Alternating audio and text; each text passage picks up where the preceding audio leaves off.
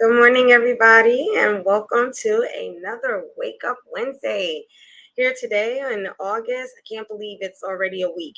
We're already a week in August, so it just goes to show the time is really passing.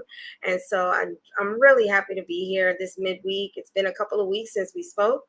And just as always, today we're going to be talking about something that and having a discussion amongst one another. So it's not me talking at you, but us having a conversation with one another about a topic that I think is extremely important. So for those of you who tune in, every time we do a Wake Up Wednesday, welcome back. And for those that are new to my channel, whether it be here on Facebook, YouTube, or LinkedIn, my name is Asia Nasir. I am the founder of Jessica Cares, which is an empowerment platform for young girls and women. And so this allows me to be able to work specifically with women and young girls, building up their sense of self-esteem and self-worth in order for them to truly fulfill their lives and being the best versions of themselves, and actually, walking into spaces and circumstances with the utmost confidence that whatever they go through, they're going to be able to pull through and overcome. So that is what I do on a regular basis. And so I'm just here. We started Wake Up Wednesdays about maybe a couple of months ago, just because in conversations with young girls and women, finding different topics that we don't always get to talk about in our workshops and webinars and, things like that. I figured this is something that keeps us going each and every week, to just keep us going and keep us with a healthy mental mind state of where we are, what we're doing, and just facing life challenges and understanding that life is going to life. And we have to get through it.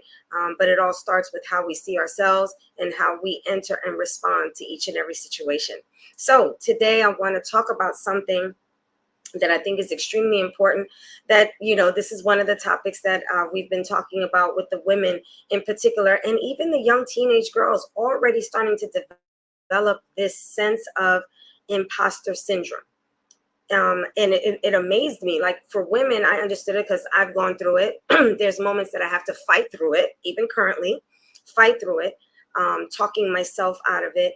But hearing the young girls, the teenage girls at such a young age already feeling this thing of imposter syndrome really took me by surprise. So I thought, you know what?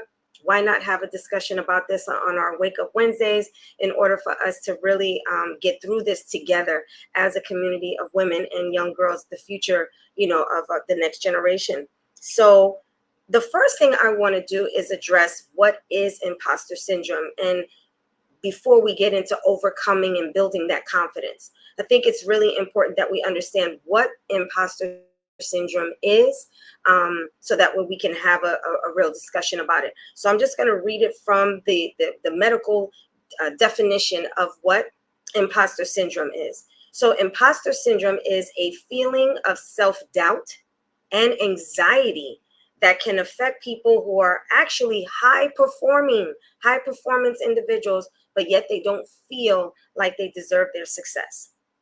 Now, when you typically read that, you're thinking to yourself, well, that's not me. I don't have anxiety, or I don't have a problem with accepting my success or feeling like I deserve my success. I work hard for it, right? And I thought the same thing. I mean, looking at that definition, which is having self-doubt and anxiety, that affect high performance people because we feel like we don't deserve the success that we have, you automatically would think, well, that's definitely not me. But when I started to do my research on what the key symptoms look like, I was like, oh, okay, that's a little different now. So I want to go over what those key symptoms look like, because I think it's a moment for us to be able to look at ourselves and maybe be able to identify why we are not where we want to be, not fulfilling our lives in the capacity that we feel we can, because it may be the crux of it might be right here in this very topic, which is you may be struggling with imposter syndrome. So let's get right into one of the key symptoms of imposter syndrome. And one of that is, as the definition mentioned, it was having self-doubt. So self-doubt is doubting your skills, right? Doubting the skills, the gifts, the talents that you actually have, and even the accomplishments that you've had, doubting it, feeling feeling like you're not worthy of it, even though the evidence is there, even though the evidence is there that you are a high performer, that you have accomplished these things, you still doubt. You still feel like I'm not good enough. I'm not where I need to be, right? Now, that might sound a little more familiar. You're like, you have all these accomplishments, you have these accolades, you even have degrees and certifications, but yet you're still feeling like, you know what, I'm not where I need to be. I'm not who I strive to be. I'm not at that level yet, even though the evidence is there. So to go a little deeper to know how that shows up when you have those type of thoughts, it's not feeling like when you hear other people talk about, oh my gosh, you're so, you're very well accomplished, you're very good at what you do.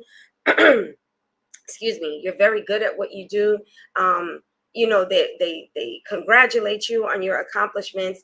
You dumb down the accomplishments. You downplay the accomplishments because you, in within yourself, you feel like, I'm not worthy of that. I'm still not where I need to be. So although you're getting the accomplishments, the accolades or the compliments for what you've actually accomplished, you downplay it because you feel that you're not competent as other people perceive you, because you have this negative narrative in your mind that you're not where you need to be yet. You're not where you feel you should be in this time in your life.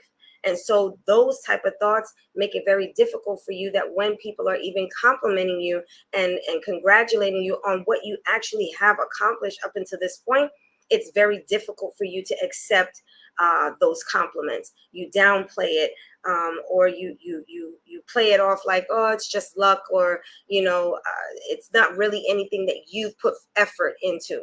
So that's one of the key symptoms, is that you feel like you're not where you need to be, or you're not where you should be in your life right now, even though the evidence has shown you have accomplished so much up until this point. So, and because you can't see it, you can't receive how people are perceiving you. So that's one symptom of imposter syndrome. The second is this feeling of failure, this feeling of this fear of failure, fear of being exposed or seen as a fraud. When I saw this, I was like, this is me. This is totally me. And I'm going to share a personal experience, something that this is actually going to be the first time that I'm actually talking about it on here.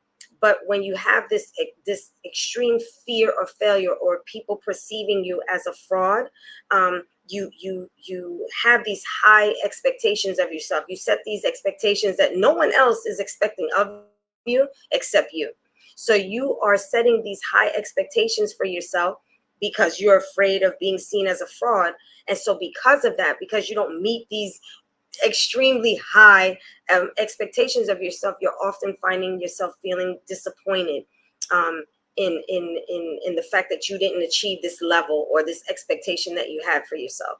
So I'm going to give you an example of what that looks like. And now I'm being really transparent now. I'm being very vulnerable. But I think it's important because I want women to, and young girls, to not feel what I felt and not be deceived by imposter syndrome. So when talking about this fear of failure, or being seen as a failure, or as a fraud, a few years ago I was married to someone who I ended up marrying a malignant narcissist. I mean, it was a horrible marriage.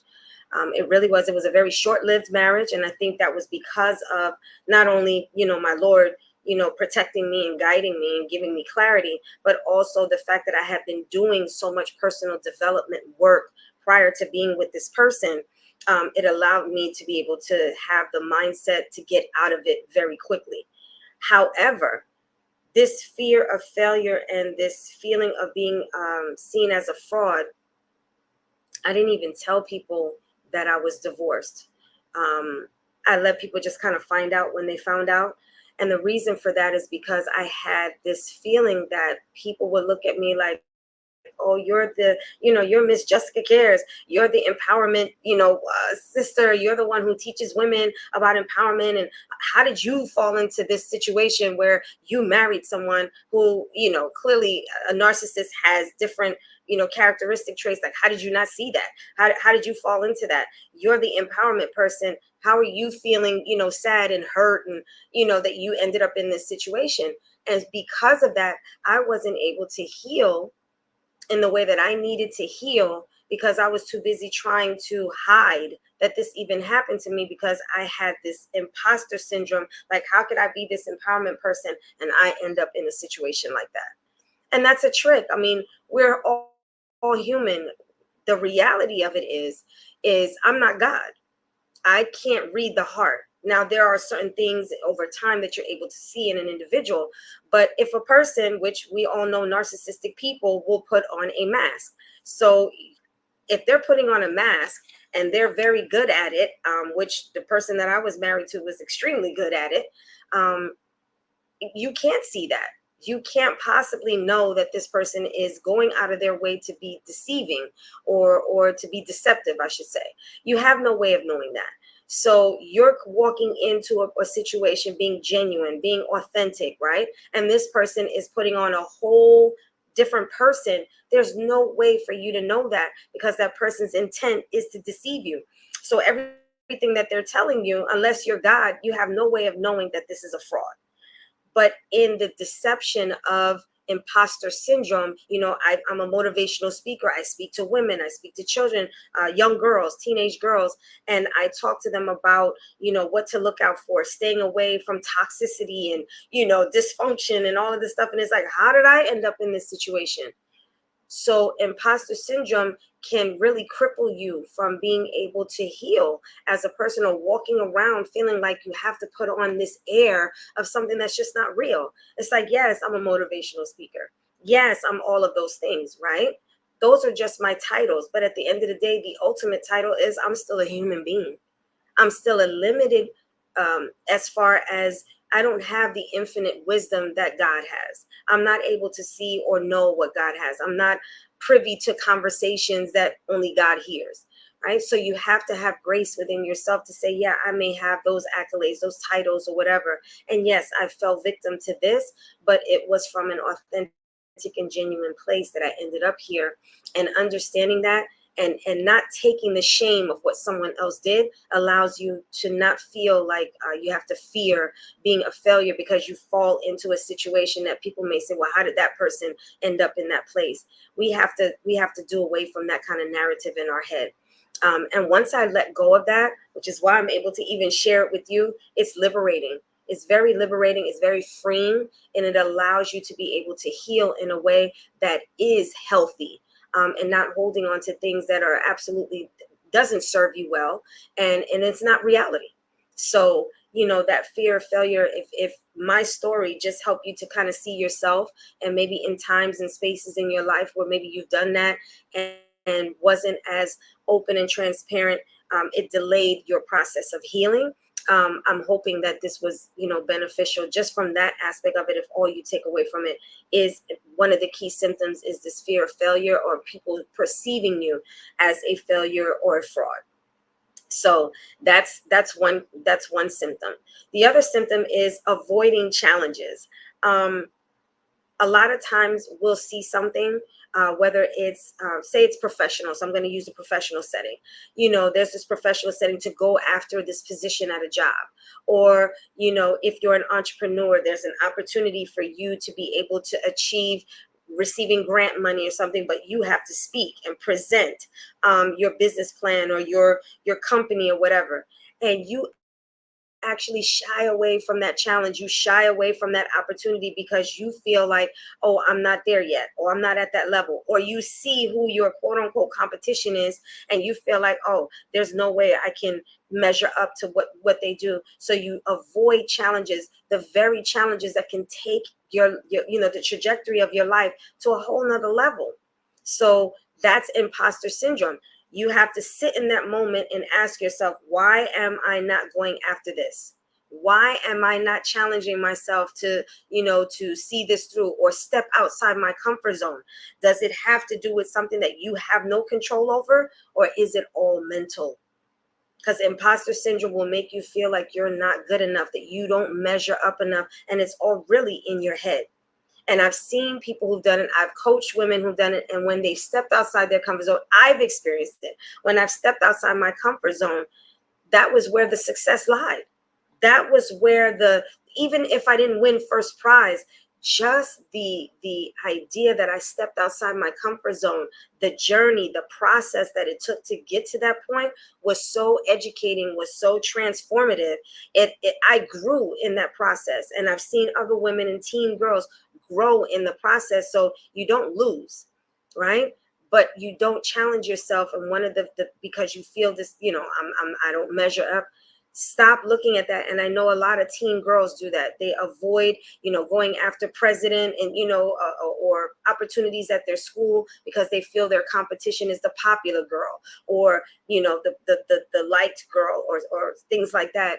And it stops them from being able to go after and challenge themselves and just have the experience of being able to do something that they thought they couldn't do, right? That in and of itself is a win. And so if you're holding back from going after a position, holding back from, starting that business, holding back from, stepping into certain spaces and networking events, or certain spaces where women gather because you feel like you're not on their level, I'm challenging you today to step outside your comfort zone and show up for yourself. Show up for yourself, just challenge yourself and see where that's going to take you, and make prayer throughout the process. So I'm getting ahead of myself, but that's another key symptom. The other symptom is overcompensating what you feel is inadequate about you, by overworking, working extra hours, working day and night, not having a social life because you feel like work is going to get you to where you want to go, or overcompensating in doing work is going to get you there. But when in reality, you find a lot of individuals who have imposter syndrome are burnt out. And it's not because they're burnt out because they are doing it. It's what I call being busy but not productive.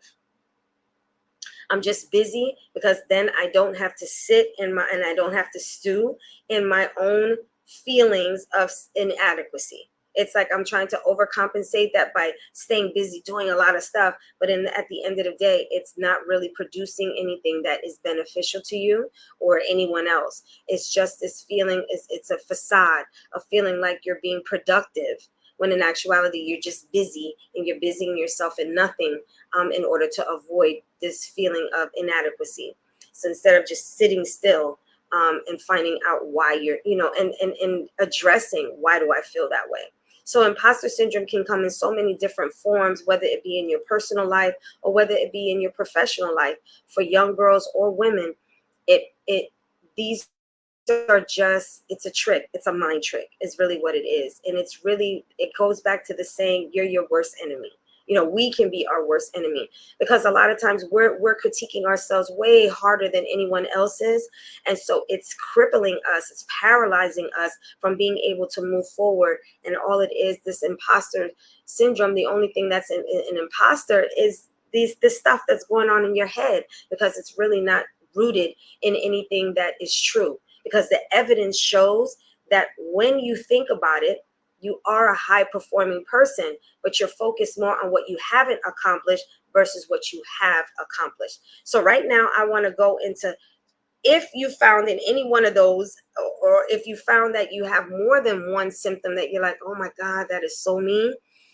Here's where I want to share some tools that I've used for myself, tools that I have used in my program, with working with young girls and women and being able to develop and help them with their sense of self-worth. Is the first thing is you have to acknowledge it. And that's why I wanted to go over what the symptoms look like, so you can self-reflect and have that realization within yourself to say, yeah, this is so me. You can't fix something, you can't change something, you can't adjust or tweak anything if you can't acknowledge that it actually exists in your world. You have to be honest with yourself and say, this is an area in which I need to improve on. If you don't do that, being able to overcome, being able to change things is never going to happen. It's because you don't even acknowledge that it is happening. And that comes from a place of arrogance as well. And that's not a good place to be, because arrogance will make you think that it's something that doesn't exist, and imposter syndrome is just that. So self-reflect, take in the information here, maybe read up more on imposter syndrome, and see, do I have the symptoms of this? Do I manifest these symptoms? And then look at, is this why I'm feeling like I'm not where I should be in life? Is because I'm actually holding myself back? So the first thing is acknowledging that you do struggle with imposter syndrome, even if it's just in one area of your life. It can change so much once you acknowledge it, because as I mentioned before, it's liberating. It allows you to start really living your life authentically and productively. So that's the first way in which you overcome, is acknowledging. The second thing is, and this is easier said than done, but it's replacing those negative thoughts with positive thoughts, positive affirmations, focusing more on your accomplishments and your strengths and things like that. So this is something that I actually do, especially with my teen girls. And I've also done, I worked in the prison as a chaplain, because I'm a chaplain, and I worked in the prisons with the women. And you can only imagine the women there are feeling very inadequate, right? Because of, where they are in that particular place in time in their life. So what I do, this is an exercise that, especially if you find it hard, that if your mind is constantly on negative thoughts, I'm not where I need to be. This is not where I thought my life would be at this point. I thought I would have accomplished more. I'm just not happy. I don't feel like I measure up to the other women that I actually look up to, or that I aspire to be like, or, things like that. Those type of thoughts, it keeps you down. So what I want you to do is, if you're like, well, how do I replace that? Like, I've been thinking this way for so long. How do I change this way of thinking? So one of the exercises that I do with the girls is, get a piece of paper. Get a piece of paper, and on the top of the paper, I want you to write your age, whatever that age is. Now, I'm 51, right? So I would write 51 on the top of that sheet of paper. Now, what I would do is I would divide that into three. Divide that into three. Now, I don't know what that would be for 51. I am horrible at math, right? So I don't know. But what you would do with your age is, you divide it by three.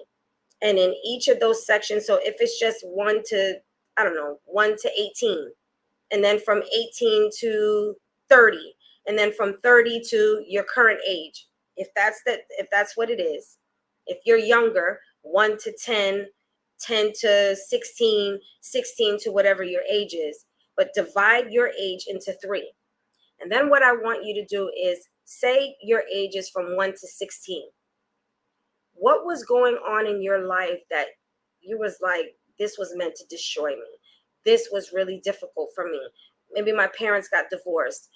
We moved into an area where I knew no one. I left all my friends, everything I knew. I was diagnosed with something. I had an illness.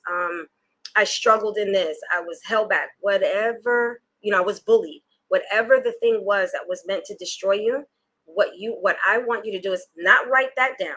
I don't want you to write that down. I want you to reflect on, yeah, I went through all of this. However, what I want you to write down is, what did I accomplish in spite of? I graduated. I was an honor roll. I made friends in my new area. I found my best friend or whatever. I went off to college, and break it down. So if in your college years up into your older years, you had some difficulties, you lost your job, you were homeless, or you were staying with friends or family, what did you accomplish? I graduated college. I was able to find a good job. I was able to get my own place. I want you to write not what happened to you, but what you accomplished in those three quadrants of your life up until the current day. What have you accomplished in spite of? So take your age, divide it by three, and in those pockets, I want you to think of everything that came to destroy you, to bring you down, because what that's going to do is, that gives you the positive affirmations.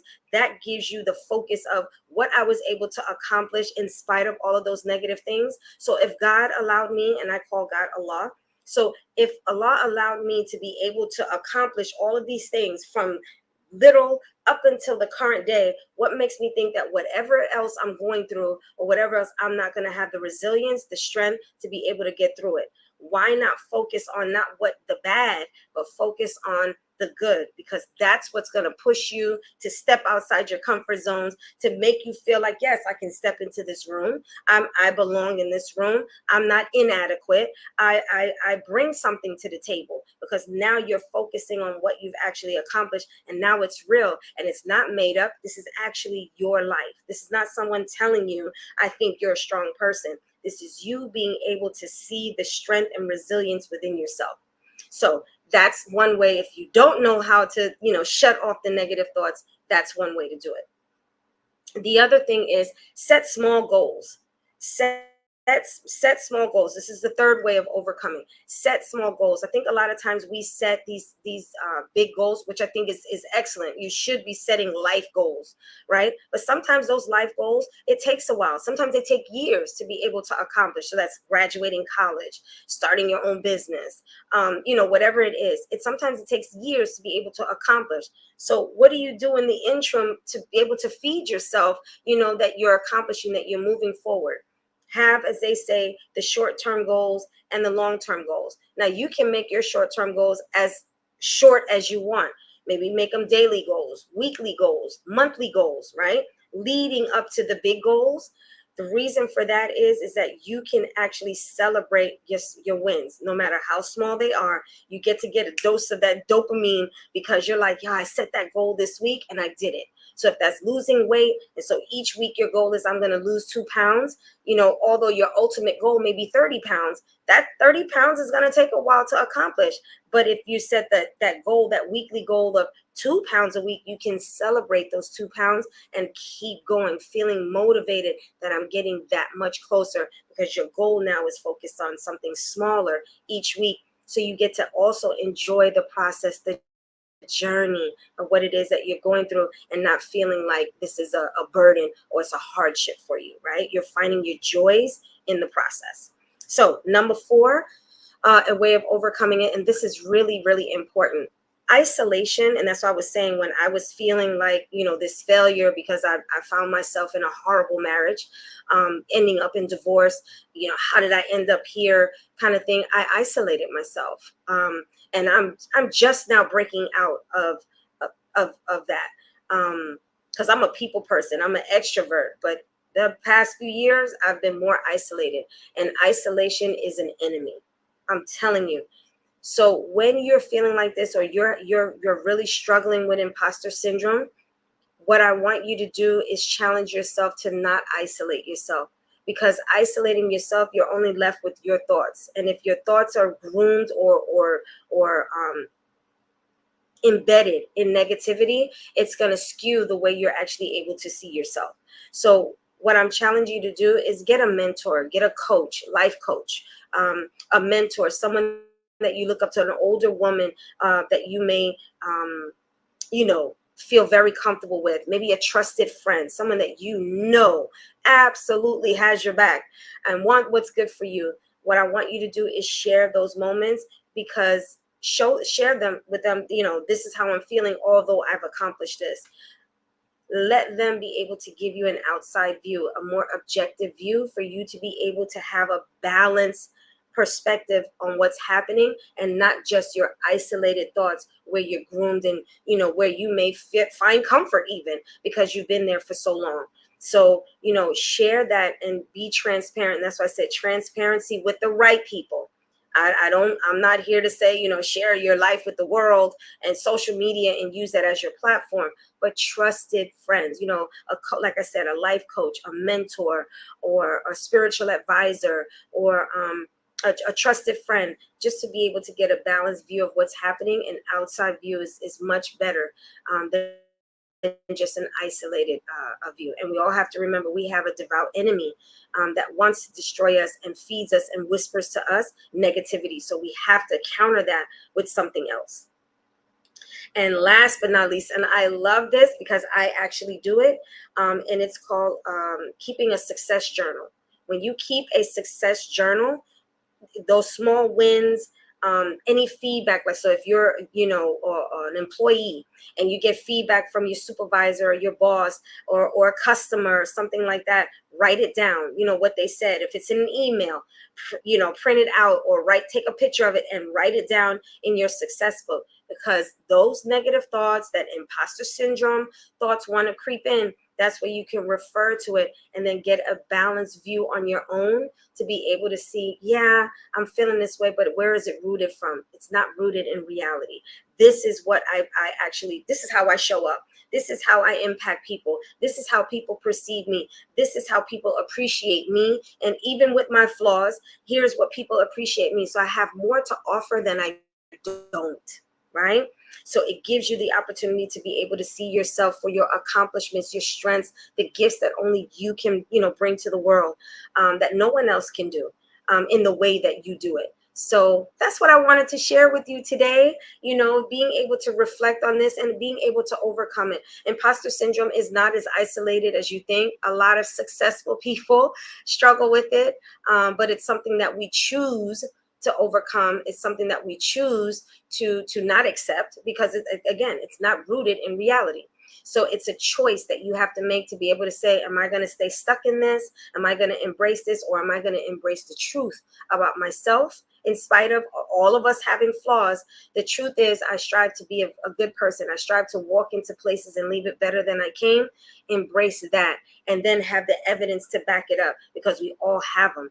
But start focusing on those things to be able to break the cycle of imposter syndrome. And if you have daughters, you're able, then they can show them, be the way shower of, this is how you break that cycle. And if you have sons, this is the way you break the cycle of having those negative thoughts, so that when they grow up thinking confidently, believing in themselves and in their accomplishments. We're all going to take L's sometimes, but that's not the defining moment of your life. In spite of that L, you have so many wins. You have so many wins along the way. So focus on that and let that define how you see yourself, so that way you can be the healthy person and walk into spaces and circumstances, relationships and future marriages or whatever, in a healthy space. Because if God brought you to something, or if God brought you to a place where it's challenging you, it's because he already knows that you have the ability to be able to do it, because of all the tests that you have been able to overcome thus far. So that's what I wanted to share. I hope this little jolt of, reminders, of reality checks and so forth, really helped you midweek, for this week, and take the opportunity to focus on yourself, reflect, get that journal, that success journal, so that way you can start on a journey of positivity and enlightenment, versus the negativity that is going to only hold you back and make things much worse than it actually even really is. So enjoy the rest of your week. Stay tuned in 2 weeks, because I do this twice a month on Wednesdays. So stay tuned for the next, discussion that we have here. Leave some comments, anything, if you took anything away from today, what you took away from, so that way the others that are reading it can benefit from it as well. Like this post and share it with someone who you feel can benefit from it and be enlightened as well, and transform and take the trajectory of their life in a different direction. So I'll see you all soon, God willing, and enjoy the rest of your day.